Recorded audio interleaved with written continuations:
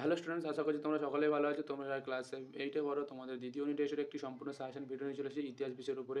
এর আগের ভিডিওতে তোমাদের সেট 1 দিয়েছি, যেখানে এই সমস্ত এমসিকিউ গুলো ছিল। আজকে তোমাদের সেট 2 দেবো, যেখানে তোমাদের 2 মার্কসের ও 3 মার্কসের এবং 5 মার্কসের প্রশ্ন থাকবে। তাই তোমরা যারা আগের ভিডিও দেখোনি, তোমরা অবশ্যই দেখবে। সেখান থেকে অনেক প্রশ্ন তোমাদের পরীক্ষায় কমন আসবে। আর তোমরা যারা নতুন, অবশ্যই চ্যানেলটি সাবস্ক্রাইব করে নিও এবং শেষ পর্যন্ত দেখো। তোমাদের প্রথম প্রশ্ন কি আছে দেখে নাও। কয়েকজন নরমপন্থী কংগ্রেস নেতার নাম লেখো। নরমপন্থী কংগ্রেস নেতাদের মধ্যে প্রধান ছিলেন দাদাভাই নওরোজি, সুরেন্দ্রনাথ বন্দ্যোপাধ্যায়, গোপালকৃষ্ণ গোখলে এবং ফিরোজ শাহ মেহতা। কার আমলে কত খ্রিস্টাব্দে রেলপথ নির্মাণ প্রকল্প শুরু হয়? লর্ড ডালহৌসির আমলে 1853 খ্রিস্টাব্দে ভারতের রেলপথ নির্মাণ প্রকল্প শুরু হয়। এই সময় বম্বে থেকে থানে পর্যন্ত ভারতের প্রথম রেলপথ চালু হয়। তারপরের প্রশ্ন, স্যার সৈয়দ আহমেদের সংস্কারগুলির প্রধান উদ্দেশ্য কী ছিল? স্যার সৈয়দ আহমেদ খানের সংস্কারের প্রধান উদ্দেশ্য ছিল মুসলিম সমাজের শিক্ষা ও সামাজিক উন্নত সাধন করা। তিনি মুসলমানদের আধুনিক পাশ্চাত্য শিক্ষা গ্রহণের উৎসাহিত করেন এবং তাদের মধ্যে নতুন চিন্তাধারা ও বৈজ্ঞানিক মনোভাব গড়ে তোলার চেষ্টা করেন। সূর্যাস্ত আইন কি ব্রিটিশ শাসনকালে প্রবর্তিত একটি রাজস্ব আইনকে সূর্যাস্ত আইন বলা হয়। এই আইন বলা হয়েছিল জমিদারদের নির্দিষ্ট দিনে সূর্যাস্তের আগে সরকারকে রাজস্ব দিতে হবে। যদি তারা নির্দিষ্ট সময়ের মধ্যে রাজস্ব দিতে না পারে, তাহলে তাদের জমিদারের নিলামি বিক্রি করে দেওয়া হবে। তাদের প্রশ্ন, কবে কারা হিন্দু মেলার প্রতিষ্ঠা করেন? 1867 খ্রিস্টাব্দে নবগোপাল মিত্র ও রাজনারায়ণ বসু হিন্দু মেলার প্রতিষ্ঠা করেন। এই মেলার উদ্দেশ্য ছিল ভারতীয়দের মধ্যে জাতীয়তাবাদ জাগ্রত করা এবং দেশীয় শিল্প ও সংস্কৃতিকে উৎসাহিত করা। নীল বিদ্রোহের দুজন নেতার নাম লেখো। নীল বিদ্রোহের দুজন নেতা উল্লেখযোগ্য ছিলেন দিগম্বর বিশ্বাস ও বিষ্ণুচরণ বিশ্বাস। পরের প্রশ্ন, ভারতের রেলপথ নির্মাণের উদ্দেশ্য কী ছিল? ব্রিটিশ সরকার ভারতের বিভিন্ন অঞ্চলের মধ্যে দ্রুত যোগাযোগ স্থাপন এবং প্রশাসনিক কাজ সহজ করার জন্য রেলপথ নির্মাণ করেন।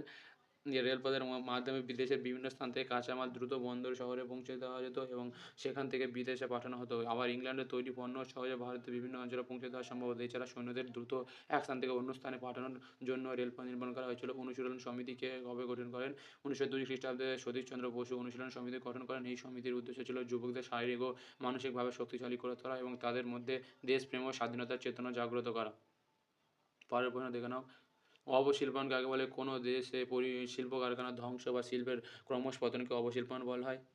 ব্রিটিশ শাসনকালে ভারতে দেশীয় শিল্প, বিশেষ করে কুটির শিল্প ও বস্ত্রশিল্প ধীরে ধীরে নষ্ট হয়ে যায়, কারণ ব্রিটিশরা ভারতের কাঁচামাল নিয়ে ইংল্যান্ডে পণ্য তৈরি করতো এবং সেই তৈরি পণ্য ভারতে বিক্রি করতো।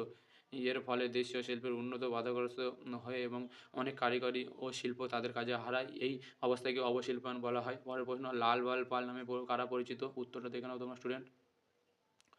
ভারতের জাতীয়তাবাদী আন্দোলনের তিনজন বিখ্যাত চরমপন্থী নেতাকে একসঙ্গে লাল বাল পাল বলা হয়। তারা হলেন লাল লাজপত রায়, বাল গঙ্গাধর তিলক এবং বিপিনচন্দ্র পাল। এই তিনজন নেতাকে ব্রিটিশ শাসনের বিরুদ্ধে তীব্র আন্দোলন গড়ে তুলেছিলেন এবং স্বদেশী আন্দোলনকে শক্তিশালী করেছিলেন। তাদের নামের প্রথম অংশে থেকে লাল বাল পাল নামটি তৈরি করা হয়েছে।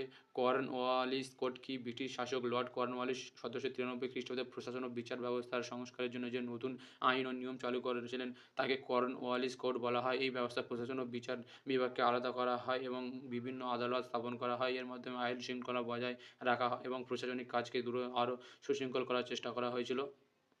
পরের প্রশ্ন দেখে নাও তোমার শুনুন, তিতুমির কেন বিখ্যাত? তিতুমির কেন বিখ্যাত তোমার শুনুন, উত্তরটা দেখে নাও।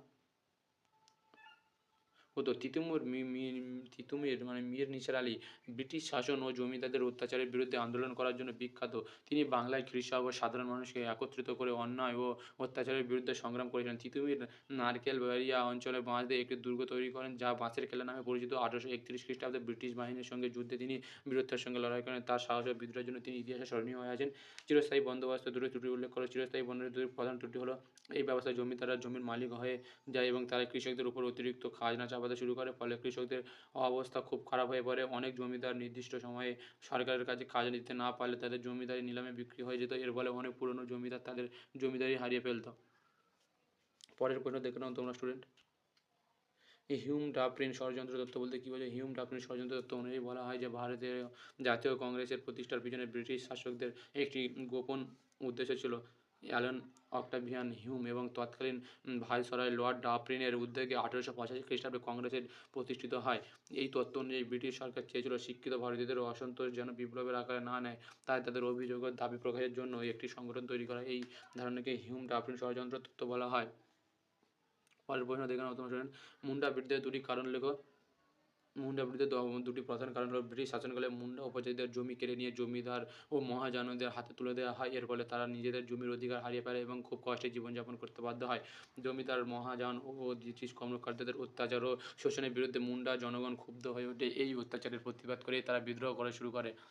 ইলবার্ট বিল বিতর্ক কি 1883 খ্রিস্টাব্দে ব্রিটিশ সরকার ভারতীয় বিচারকদের ক্ষমতা বাড়ানোর জন্য একটি আইন প্রস্তাব করে, যাকে ইলবার্ট বিল বিতর্ক বলা হয়। এই বিল অনুযায়ী ভারতীয় বিচারকরা ইউরোপীয় অপরাধীদের বিচার করতে পারতেন, কিন্তু ভারতে বসবাসকারী ইউরোপীয়রা এর তীব্র বিরোধিতা করেন, কারণ তারা ভারতীয় বিচারকদের অধীনে হতে চায় না। তাই এই বিরোধ ও তর্ক বিতর্কে ইলবার্ট বিল বিতর্ক বলে। পরের প্রশ্ন, কার নেতৃত্বে কত খ্রিস্টাব্দে ঢাকা অনুশীলন সমিতি তৈরি হয়?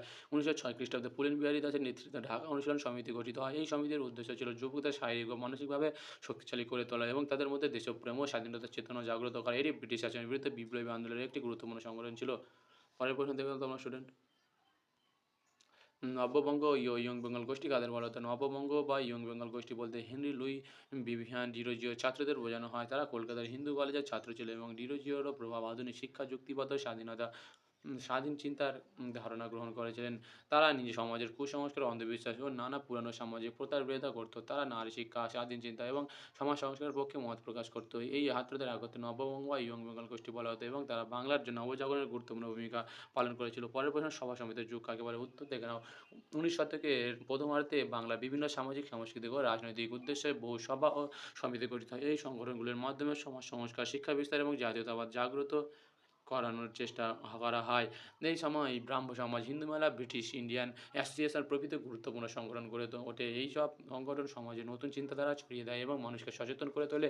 তাই 19 শতকের এই সময়কে সভা সমিতির যুগ বলা হয়। কে কত খ্রিস্টাব্দে বঙ্গভঙ্গ কার্যকর করেছিলেন?